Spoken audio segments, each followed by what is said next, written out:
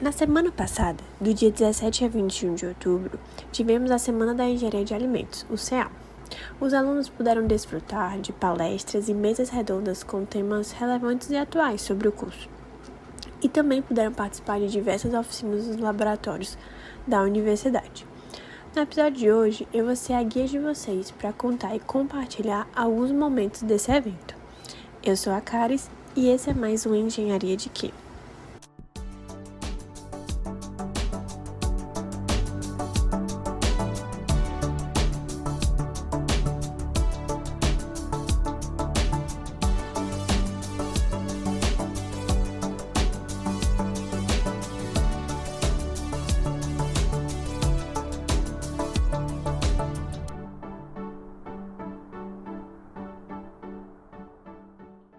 Durante a programação do CEAL, a nossa equipe do podcast Engenharia de Quê montou um estúdio para entrevistar os convidados. E hoje eu vou compartilhar com vocês trechos dessas entrevistas. No primeiro dia do evento, ocorreu uma mesa redonda com o tema Veganismo e Agroindústria, inimigos ou aliados. Tivemos a participação da professora Juliane Gaparin, doutora Ingrid Vieira Machado e o Tiago Vieira Carvalho. Vamos ouvir o que eles nos contaram? Professora Juliane, muito se sabe que os animais não podem consumir leite de outras raças, pois isso traz problemas gastrointestinais para eles. Você acha que a intolerância à lactose seria nosso próprio corpo demonstrando que não deveríamos consumir esse alimento animal de outras raças? Oi, Maju. Na verdade, não é bem assim que não se pode consumir leite de outras espécies animais. Tanto é que quando uma cabra pequenininha não tem o leite da sua mãe, né, pode-se usar leite bovino. Eu estava até contando que aqui no laboratório a gente recebia da fazenda uma quantidade de leite e agora eu estou tendo que dividir essa quantidade de leite com a zootecnia por conta que as cabrinhas estão precisando de leite para serem alimentadas, tá? Então, a gente divide tudo na boa, né, para todo mundo ficar feliz. Mas a questão da intolerância à lactose, não, existem evidências mostrando o contrário. Quando a gente não consome o leite, é que a gente desenvolve a intolerância à lactose, porque o nosso corpo só vai produzir, é um sistema metabólico que só vai produzir a enzima, a lactase, se a gente consumir o carboidrato, a lactose que está em grande quantidade no leite, tá certo? A minha segunda pergunta seria: podemos dizer que a diminuição da produção de produtos de origem animal é a solução para diminuir o impacto ambiental? E se sim, o que você sugere para que haja diminuição? Bem, primeira questão, não vai se diminuir a produção. Eu mostrei, o consumo está aumentando. Então, não vai se diminuir. Tem que se procurar alternativas para se utilizar menos terra, menos água, causar menos impactos ambientais. E, nesse sentido, a doutora Ingrid mostrou ali na palestra, né, uma alternativa de se produzir com menos terra, com menos emissão de carbono. Então, acho que já existem, né, pesquisas nesse sentido. Agora, eu não tenho a resposta pronta, a tecnologia do sucesso para aplicarmos na produção de origem animal, né, e diminuirmos o impacto ambiental. A semana acadêmica hoje foi muito interessante. Um dos pontos que foi levantado e foi bastante discutido exatamente isso. Existe uma busca hoje, não só no Brasil, uma busca em nível mundial, né, para a redução de consumo de proteína de origem animal.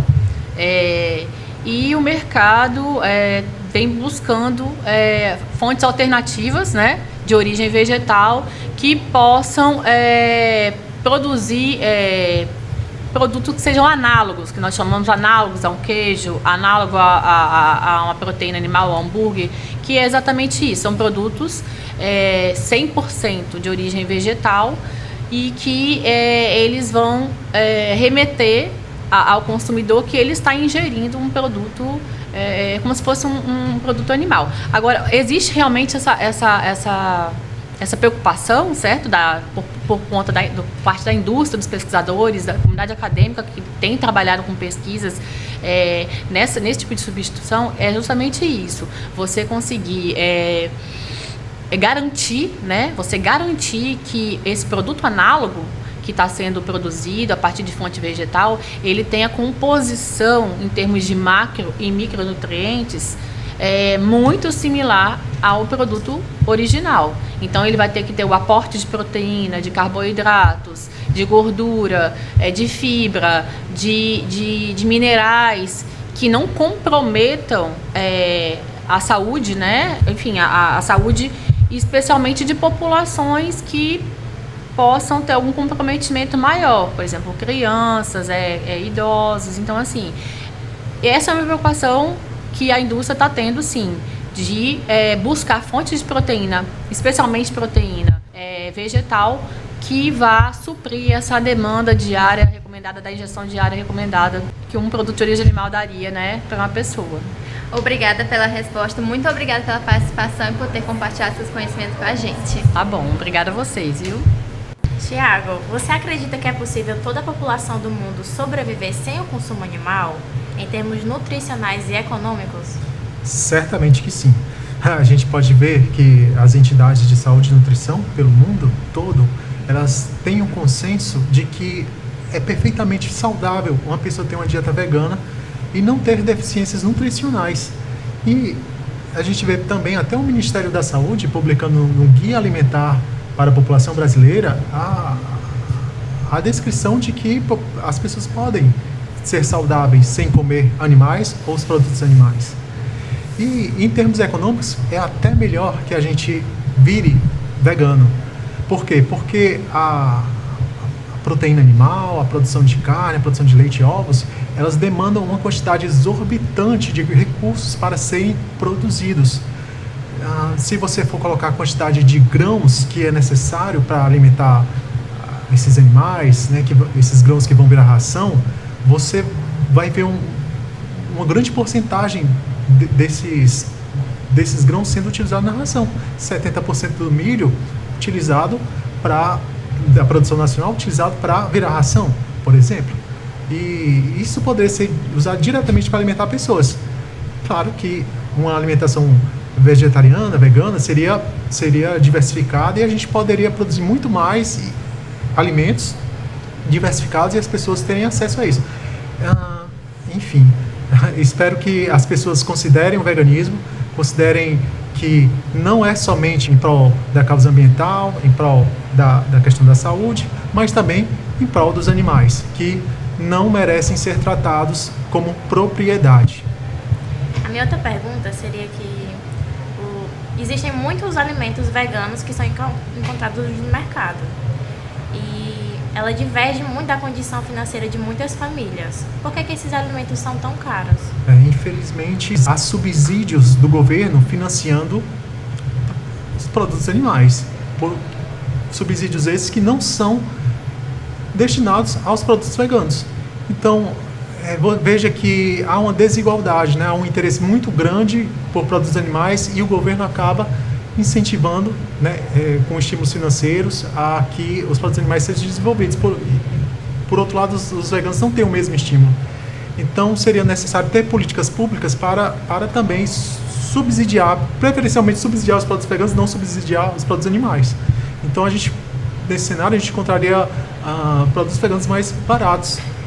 Fora que ainda tem a questão do imposto. Eu fiz uma pesquisa em relação a quanto de imposto paga um produto vegetal e quanto de imposto paga um produto animal. Constatei que os produtos animais pagam um imposto baixo, enquanto os produtos vegetais pagam um imposto caro. Você paga mais imposto se você for consumidor de produtos vegetais, né? Isso, infelizmente, é um absurdo. Deveria mudar essas políticas para incentivar a população a consumir mais produtos vegetais, né? Ao invés de serem incentivados aos produtos animais. Muito obrigada pela sua contribuição. Eu que agradeço. Sempre estou disponível. Podem me chamar, porque eu Obrigada. Gosto de discutir os assuntos. Obrigado. No mesmo dia, a Heloísa Cirino Ramos compartilhou em uma palestra sobre como o engenheiro de alimentos participa ativamente nos projetos de layout e complementares na indústria de alimentos. Boa tarde. Sobre a palestra que a senhora acabou de palestrar, Ou você poderia dizer um pouquinho qual é o principal objetivo do layout industrial? O layout industrial hoje ele é muito importante nas indústrias de alimentos, né? Por quê? Porque muitos empresários eles têm uma visão de que precisam de um projeto de arquitetura para elaborar uma indústria de alimentos, quando na verdade ele precisa primeiro de um projeto de layout. Depois do projeto de layout é que vem o projeto de arquitetura. Então, no projeto de layout você faz todo o dimensionamento das linhas que você vai precisar utilizar, você faz o dimensionamento dos equipamentos, né? Depois do dimensionamento dos equipamentos, você vai dimensionar os ambientes que você precisa, enquadrar esses ambientes dentro das normas, né? Da legislação. Você vai ver o ramo de atividade que a empresa está trabalhando, você enquadra a legislação dentro e aí sim você vai realizar o seu projeto, finalizando, né, o projeto de layout, entregando para o arquiteto fazer toda a parte de área comum. Certo. O layout industrial a gente viu que envolve muitos conhecimentos de projeto, de legislação, processos industriais. Para o engenheiro de alimentos que está começando agora, qual a senhora diria que seria a melhor forma de se aprofundar no assunto? Ler muita legislação, né? Então, assim, se eu hoje já tenho uma visão que eu quero trabalhar na área animal, por exemplo, eu tenho que ler legislação da área animal, né? Eu vou trabalhar com aves, então eu tenho uma RDC 210, né? Tem a 210, eu vou trabalhar com carne moída, instituição normativa que era 83, agora já tem a nova, né? A 446, 464. E aí você tem que ler legislação. Então, se você lê legislação e você vai fazer cursos também na área voltado para aquilo que você quer atuar no futuro, né, você vai estar tentando, né, iniciar, ser um engenheiro de alimentos voltado para a área de projetos. Certo. No cenário atual, quais são os desafios mais frequentes para a realização de um layout? Os desafios hoje, eles estão muito voltados para a questão de quanto vale, né? Quanto vale o meu produto, né? Quanto que eu vou cobrar por esse projeto? É um desafio hoje, porque o mercado ele tem muitos outros profissionais do sul do país, né? Que eles têm lá os valores que eles cobram e a gente tem que enquadrar, né, dentro do quanto custa o meu projeto. E aí você pode estar sendo embasado pela questão da metragem, né? Quantos metros quadrados tem a unidade que o senhor vai querer implementar e aí você trabalhar o preço por metro quadrado, por exemplo, né? Também tem um outro desafio que é a questão de você estar inserido dentro de um contexto que você vai apresentar um projeto e às vezes alguns órgãos, infelizmente, né, eu digo isso, mas alguns órgãos têm funcionários que não se enquadram dentro da norma e dão cartões já, tipo direcionando o profissional que aquele órgão, com esse profissional você vai aprovar mais rápido. Então, para nós é um desafio, né, você estar inserido dentro desse contexto. Nessa área que a senhora abordou na palestra, a senhora acha que está em crescimento no Brasil atualmente? Sim, está em crescimento. Aqui no Nordeste, né, eu atuo nessa área e no Brasil tem outros engenheiros de alimentos também. Nós somos em torno de 12 engenheiros de alimentos nessa área no Brasil, então é uma área que ainda cabe muita gente, né, para atuar e é uma área muito bem remunerada. Muito obrigada pela sua participação. Gostaria que a senhora informasse alguma rede social que pudesse entrar em contato com a senhora ou saber um pouco mais sobre esse assunto. Você vai encontrar no meu Instagram, né, Eloisa.Cirino, Eloisa com H e com S, Cirino com C, Eloisa.Cirino. E também tem o outro Instagram que é Lúdicos Oficial. Certo. Muito obrigada pela participação e por poder compartilhar com a gente esse conhecimento da senhora nesse novo âmbito que está crescendo. Por nada. No segundo dia do CEAL, a manhã começou com a doutora Laura Maria Bruno falando sobre o tema muito relevante para os engenheiros de alimentos, sobre rotulagem. O tema era Nova Rotulagem Nutricional. O que vai mudar? Olá, doutora Laura. É um prazer estar com você hoje aqui e poder participar da sua palestra. Fizemos algumas perguntinhas para a senhora sobre o que você pontuou na palestra de hoje sobre rotulagem de alimentos. No início da palestra, a senhora falou rapidamente sobre a dinamicidade da rotulagem, que ela está em constante mudança, e nós sabemos que os deficientes visuais comem o que é dado em suas mãos.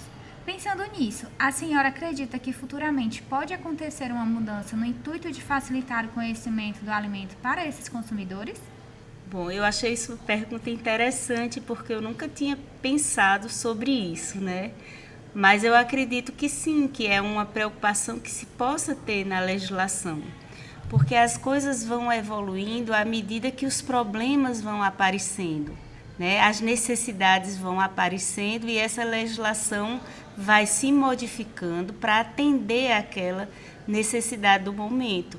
Então, se isso for um apelo, né, das pessoas deficientes, eu acredito que sim, que poderá ter uma leitura, né, em braille ou, eu não sei, um código de barras que você alguém aponte o celular e você escute o que tem ali na embalagem. Muito interessante, inclusive, a ideia. A senhora citou sobre a confusão das embalagens muito parecidas no mercado. Na opinião da senhora, as empresas estão dispostas a trazer clareza ao consumidor ou o foco maior sempre será a venda antes da satisfação? Eu acredito que as empresas têm o objetivo de ser claras. Por quê? Porque quando ela é clara, ela fideliza o consumidor, né? Então, se eu trato o meu consumidor bem, se eu ligo, por exemplo, para o atendimento do saque para fazer uma reclamação, dar uma sugestão, e o que seja, e eu tiver um retorno positivo, aquilo vai me fidelizando com a marca. Então, eu acredito que, passada essa confusão inicial, né, que essas embalagens vão ser adequadas para evitar esse erro do consumidor. Sim. A padronização da tabela nutricional para 100 gramas de produto, independente do que a embalagem comporte, foi algo muito benéfico para o consumidor, como bem mencionado pela senhora na palestra.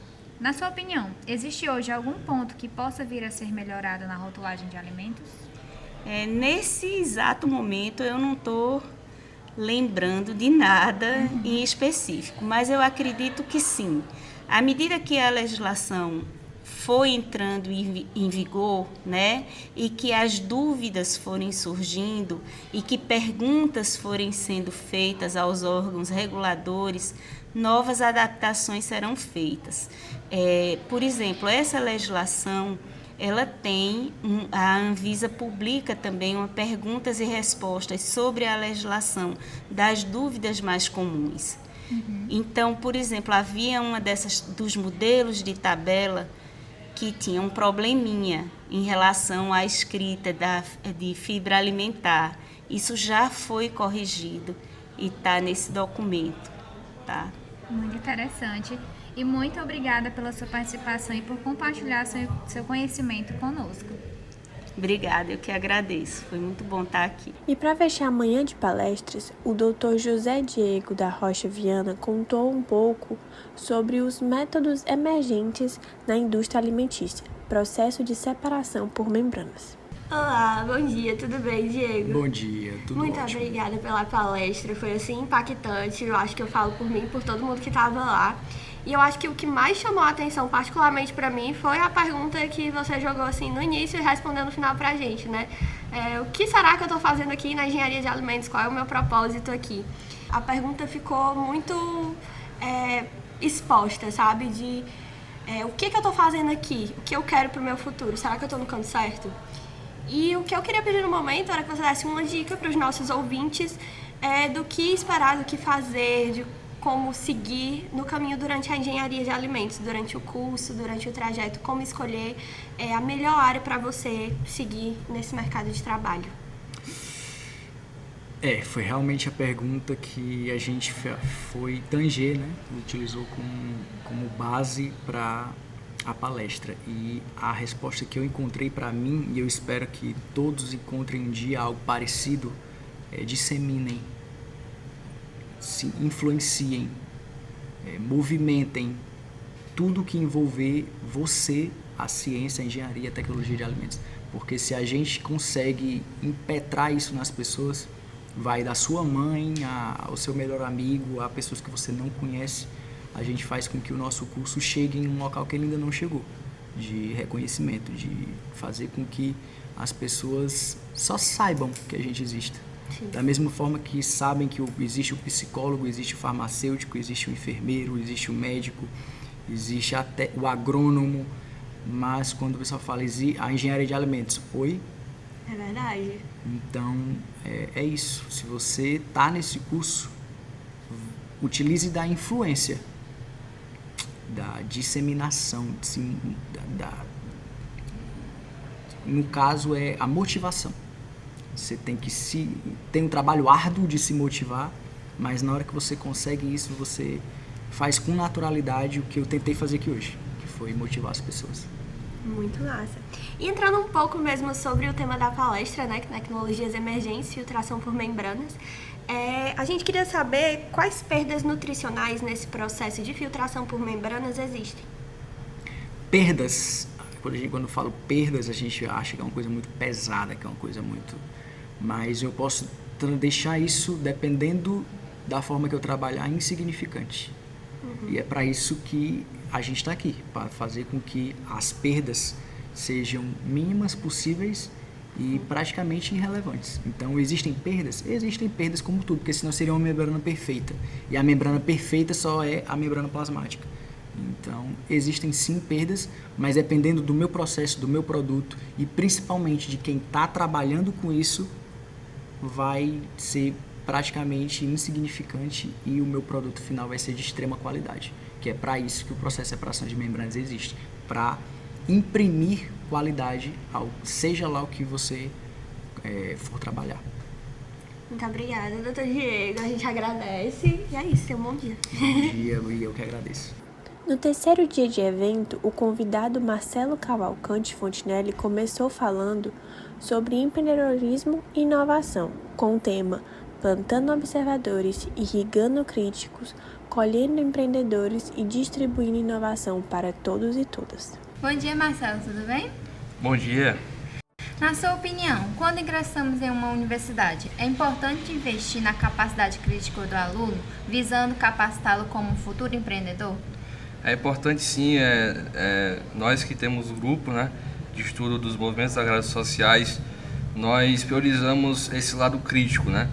É claro que de início não vai ser, né, perfeito, né, 100% maravilhoso, então a gente tem que começar devagarzinho.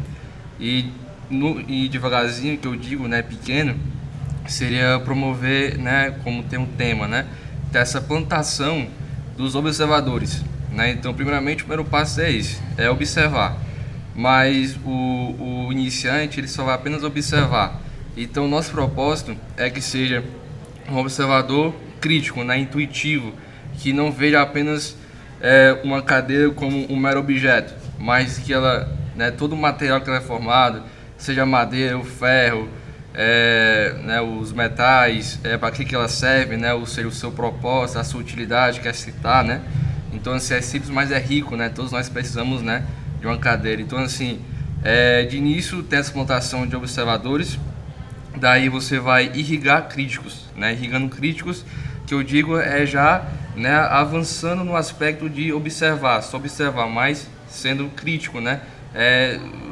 Os pontos que a gente pode propor, né, de tal objeto sendo positivo, sendo negativo, do que ele apresenta como desperdício, do que a gente pode corrigir, do que a gente pode avançar, né, do que ele pode se relacionar com o lado da economia, o lado do marketing, o lado da pesquisa, né, do jurídico, né, do social, né, que é o que mais interessa, né, trazer esse impacto, né, na sociedade positivamente, né, que ele não seja assim um mero empreendedor, né, mas que, né, como a gente bem sabe, né, o objetivo de um empreendedor é poder corrigir os problemas sociais. Então a ideia é que a gente, né, tenha esse peso maior, né, na sociedade, né, na população, né, que é isso que nos interessa. E depois de ter a irrigação dos críticos, a gente possa colher empreendedores, né, empreendimentos, né, que é justamente, como até disse na palestra, é esse lado menos burocrático da coisa, porque não vai ter a presença de documentos, porque visa apenas você aprender a como observar, né, e sendo de forma crítica, como também você vai aprender a realmente relacionar aquela coisa com outros setores, com outros segmentos, né, como eu acabei de dizer. Então, esse é o lado menos burocrático, né, mas ter esse lema, né, essa ética, né, do empreendedor, que é resolver, que é anular, né, ou ter, né, como a gente bem sabe no cálculo, né, o limite, que tem que tender a zero. Então, quanto menor margem de erro possível, melhor para o empreendedor, né, no seu trabalho, na sua ação. E com isso, a gente vai distribuir inovações, né, para todos e todas, né? Então, assim, a gente trabalhou, né, nessa palestra com 2 temas, né, assim, simples, mas de riqueza, que é a questão das embalagens, né, inteligentes, como também, né, no cultivo de hortas, né, domiciliares, que é a questão de você vê, né, uma certa casa, né, uma certa região, né, daquela cidade, país, estado, que está tendo um déficit, né, quanto à vitamina, que até deram um exemplo no grupo, da vitamina C, né? Então a gente bem sabe que a vitamina C, né, a gente pode cobrir, né, esse déficit nutricional a partir da laranja, a partir do limão, da tangerina, né? Então, quanto a gente cobrir isso, né, e distribuir, né, para as populações, né, pequenas, médias, grandes, a gente vai ter um maior objetivo central, que é não só espalhar, né, esse conhecimento, mas também do lado do bem-estar social, né, que é a parte nutricional. Então isso é o que, né, como eu disse, né, temos como o maior principal, o maior objetivo dentro desse grupo, né, e justamente com isso espalhar, né, essas inovações para todos e todas, né. Então, assim, é demorado, é lento, né, o processo, né, que pode dizer que assim, é muito difícil, né, seguir, mas que a gente ainda está começando, né, esse grupo de estudos. Ele, né, como eu disse, né, iniciou-se assim, de forma bem assim, engraçada, do tipo, porque foi lá, né, no RU, né, e quem não viu no RU, né, restaurante universitário, você formar um grupo, né, de 5, 10 pessoas que se juntam, né, e perguntam, vamos fazer algo novo, né, então cada um tem ideia, né, então foi com isso que a gente formou, né, esse grupo, né, então assim, só o começo, né, a gente tem acerto, mas também tem erro, mas estamos aqui para consertar. Como a gente fale um pouco das suas redes sociais, como a gente pode encontrar esse grupo, ter contato com ele? Bom, as redes sociais que a gente tem no momento é o Instagram, certo? O nome do Instagram é Gemas, né, _ UFC, certo? Como também né, a gente, né, cada membro, né, possui uma ação, né? Então, né, assim, atualmente, né, o grupo é formado por 5 pessoas, né? Então, cada integrante também visa espalhar, né, divulgar com as publicações, né, os stories, né, os artigos de como a gente trabalha no grupo, né? Que a cada semana, né, toda sexta-feira ali na manhã a gente tem uma sala, né? Então a gente vai se unir não somente, né, do grupo, nós membros, mas quem desejar, né, participar está aberto, né? Então é livre, né? Não é assim proibido. Vocês podem chegar, né? Que a sala atualmente está no departamento de fitotecnia, ali na horticultura, né? Que fica ali perto, né? Ali no CA da pesca, né? Então fica mais naquele sentido. É uma sala aberta, né? Então vai ter, né, o maior prazer, né? A maior presença assim da natureza, né? Enfim, as dinâmicas e tal. Então é bem aconchegante, né? Bem gostoso tá lá presente, né? E assim, eu acho que a gente pode até ter uma rede social, né? Uma rede social é válida, né? Para realmente muitas pessoas saberem, né, que a gente está fazendo um trabalho. Mas se a gente formar uma rede social presencial, né? E não assim à distância, vale 1000 vezes do que a digital, né? Você abraçar, pegar na mão e tal, ver a alegria, né, do rosto, né, de uma pessoa que vai entrar no grupo, vai entrar do nosso projeto, né, que eu tenho certeza, né, que ela iniciando o projeto como um observador assim, né, iniciante, ela no final, seja daqui uma semana, um mês, um ano, 5 anos, ela com certeza vai em algum momento se tornar inovador.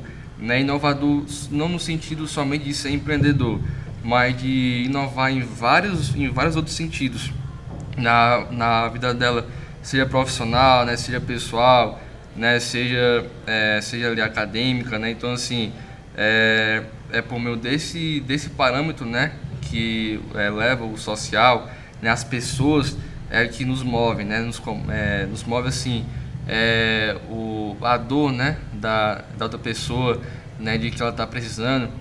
Fala assim, né? A gente visitou uma casa, aí, menino, faça isso aqui para mim, né? Faça uma análise de solo, né? Veja que praga é essa, né? Então, assim, a gente fazer o trabalho não pelo dinheiro, né? Mas pelo prazer, né? Do que a gente tem em fazer aquele trabalho, né? A gente quer divulgar o nosso conhecimento, porque até disse na palestra, né? Que um dinheiro uma hora acaba, né? Você tá lá o dinheiro, mas você vai gastando, vai acabar. Agora o conhecimento, você aprendendo na aula, né? E enfim, praticando ele, ninguém vai tirá-lo de você, né? Então é o que realmente faz você como estudante, né, leal, né, dedicado, né, em ser realmente profissional na área que você seja na saúde, enfim, outras áreas, né, tem que dar realmente o melhor de si. Então é isso que a gente está aqui para crescer cada vez mais. Obrigada pela participação, Marcelo, e por ter compartilhado essa experiência com a gente. Muito obrigado.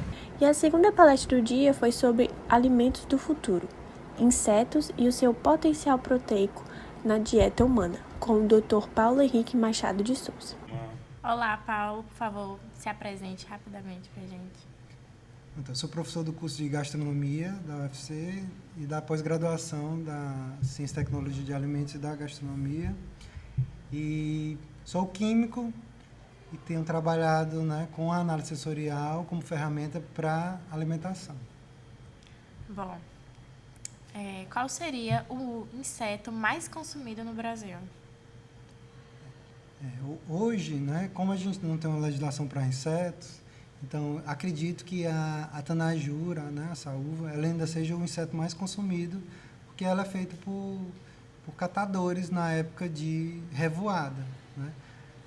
Por enquanto, acredito que seja esse. Na palestra, o senhor falou que nutricionalmente é possível comparar um grilo com um gado. Mas por que o quilo de um grilo é mais caro do que um quilo de um gado? Hoje é porque a gente não... É oferta e procura, né? Como a gente tem poucos produtores, isso torna muito caro. Eles vendem do preço que eles querem, né? Então, à medida que eu for tendo mais produtores desse inseto, então é uma área aberta, né, ainda. Se eu pensar que em Fortaleza nós temos 2, 3 produtores de insetos, né? Quanto é que tem de disponibilidade de carne aí, né, de oferta? Então, isso torna mais caro, né? No quarto dia do CEAL, tivemos a participação de Nayara Monteiro de Farias Lima na palestra sobre alimentos do futuro, confeitarias saudáveis e suas propostas para os consumidores. Olá, por favor, se apresente rapidamente para a gente. Oi, bom dia, meu nome é Nayara, eu sou estudante do curso de Engenharia de Alimentos, trabalho na confeitaria saudável, Nato Confeitaria Saudável, sou a dona e a confeiteira de lá. Nayara, quais são as maiores dificuldades que tu encontra nesse mercado? Pronto, a maior dificuldade é a questão do público-alvo, de você conseguir clientes que deem valor ao seu produto. Também na questão de produção de produtos que venham a ser aceitáveis e que venham ter o sabor semelhante à da confeitaria tradicional. Por que esses materiais são tão caros? Pronto. A questão dos insumos, porque os adoçantes eles têm um processo bem diferente da produção do açúcar e além disso ele tem um valor agregado muito alto devido a ser baixo índice glicêmico, eles têm também o valor calórico menor do que o açúcar tradicional. Então isso vai tudo agregando valor e vai tornando o produto mais caro, o que afeta principalmente no consumidor final, né, que é o produto final elaborado, que sempre vai ter um custo maior, logo um valor de venda maior do que o produto tradicional da confeitaria. Tu teve alguma dificuldade ao fazer as substituições de ingredientes com outros?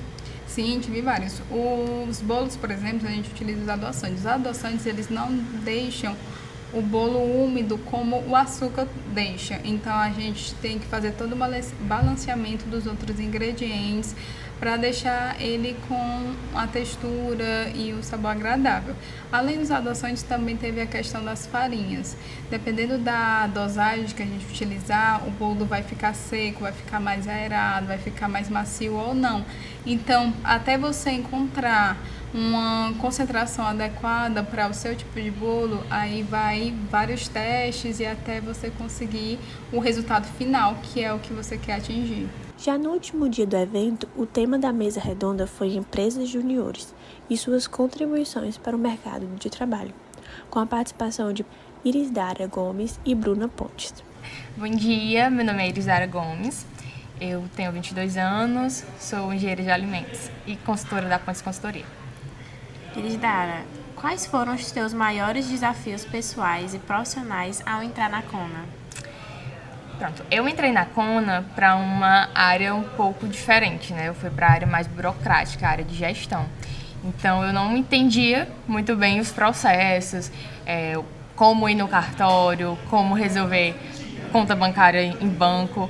Então, o maior desafio foi esse, de realmente ir atrás de conhecimento para poder resolver o registro da ata da minha empresa, para mim poder liberar dinheiro no banco, para o meu presidente poder sacar e eu poder pagar minhas contas, né? Porque a gente é uma empresa júnior, mas a gente também tem que arcar com partes financeiras. Então, eu tinha que administrar o meu pouco caixa para mim poder pagar minhas contas, para mim poder investir na minha equipe, para minha equipe ter uma experiência positiva.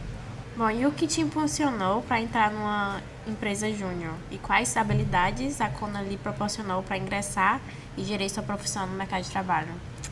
Eu entrei na EJ por convite de um amigo bem próximo. Ele tinha uma experiência incrível, né? Então, ele sempre me fazia o convite. Eu resisti um pouco no início, mas aí depois ele me convenceu. E eu participei do processo seletivo. A vibração, a energia do movimento Empresa Júnior, ele é contagiante. Então, eu me senti totalmente envolvida.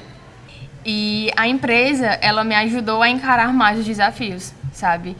A literalmente ir sem o medo me travar, porque o medo existe, mas ele não pode travar. Então, acho que esse foi o principal ensinamento que a Kona me deu. Olá, Bruna, se apresente pra gente, por favor. Olá, meu nome é Bruna, eu sou engenheira de alimentos, tenho 26 anos, tenho um MBA em gestão de qualidade e estou fazendo mestrado em consultoria e desenvolvimento organizacional. Sou atualmente a dona da Pontes. Bruna, você atualmente tem uma empresa de consultoria. Quais foram os seus maiores desafios ao introduzir sua empresa no mercado de trabalho? Eu acho que o principal é fazer o potencial cliente ter um juízo de valor sobre o que a gente oferece e sair um pouco da caixa, né, que é o trilho dos serviços. Então, a gente também oferece serviços de gestão e serviços voltados à parte financeira. Então, basicamente, é criar um processo que englobe tudo, tanto o controle de qualidade, quanto o que, infelizmente, mas na maioria das vezes enche os olhos do cliente, que é a parte financeira e a parte de processos. Teria alguma rede social da tua empresa para a gente estar divulgando? Sim, a gente está no Instagram, @PontesConsultoriaCE. Então, estou esperando todo mundo lá para a gente conseguir estreitar essa ponte. E para finalizar, o mestre Francisco William de Souza Alberto Júnior falou um pouco sobre os métodos emergentes na indústria alimentícia, o sistema Free Range. Bom dia, William, tudo bem? Tudo. Como você apresente pra gente? Prazer, me chamo William Alberto, sou engenheiro de alimentos, mestre em engenharia agrícola, especialista em vigilância sanitária e atualmente eu sou doutorando em engenharia agrícola também, tudo pela Universidade Federal do Ceará. Poderia nos explicar o que seria o Free Range e essa opção viraria uma tendência no Brasil? Pronto, Free Range é uma metodologia de criação animal, né? Ela está inserida dentro da produção animal, especificamente na avicultura de corte, na qual eu tenho as tendências, né, de bem-estar animal aplicadas na produção animal, na qual eu tenho os animais criados em liberdade, de maneira, né, extensiva. Essa opção viraria uma tendência no Brasil? Sim, a tendência, né, Essa tendência, né, do free range ser aplicável na parte de produção de frangos de corte, ela é muito forte, né, porque a gente já tem uma migração do free cage, né, que é o sistema das aves livres de gaiola, e agora a gente tem essa tendência para a parte de frangos de corte. Então, assim, como já acontece lá fora, já vem da Europa para cá, então, assim, existe uma certa pressão. Então, assim, por ser inovação, por ser um diferencial de mercado, por agregar valor ao produto, é muito provável que isso chegue com muita força, né, nos próximos anos aqui no Brasil. O que seria o consumo ético? Pronto, o consumo ético, né, ele está relacionado com a parte de sustentabilidade. Ela é uma nova tendência, né? Tudo assim, a gente pode falar agora que as coisas estão envoltas, né, da inovação, da sustentabilidade, da responsabilidade social. Então, o consumo ético, ele entra para falar um pouco do hábito alimentar das pessoas, exclusivamente de carne, né, como a gente está falando. Então, assim, a gente começou com as segundas-feiras sem carne. É uma tendência do consumo ético. Naquele dia, por uma questão mesmo de protesto ou pela questão mesmo de conscientização, você não consumir a matéria-prima, né, a carne, para incentivar aquela causa. Então, o consumo ético, ele entra nesse padrão de você se preocupar com o meio ambiente, de você se preocupar com as gerações futuras e hoje você aplicar na sua dieta, né, um consumo mais responsável, você se preocupar com a procedência dos alimentos, você se preocupar se aquele animal ele não sofreu crueldade, se você está comprando, está incentivando uma iniciativa, uma ideia, né, também. O free range, ele seria um processo extensivo ou intensivo? Seria extensivo, né? Porque os animais, diferente do intensivo, que os animais são criados em confinamento, o sistema extensivo, ele é caracterizado pela liberdade, né? Pela questão mesmo de espaços abertos. Então, o free range, ele entra dentro do extensivo. Poderia dizer alguma rede social que a gente poderia estar vendo um pouco mais do seu cotidiano? Assim, eu tenho um Instagram mais profissional, né, que é agri.food.eng, que lá eu posto curiosidades da área de agricultura, da área de engenharia de alimentos, nutrição, gastronomia, tudo envolto, né, no que eu consigo, no que eu tenho mais aptidão para falar. Então, nós agradecemos por você ter aceitado o nosso convite e por ter compartilhado com a gente os seus conhecimentos sobre o assunto. Tá certo, obrigado, eu agradeço. Esse foi um resumão de como foi a Semana da Engenharia de Alimentos. Espero que vocês tenham gostado. Até o próximo episódio e esse foi mais um Engenharia de Quê?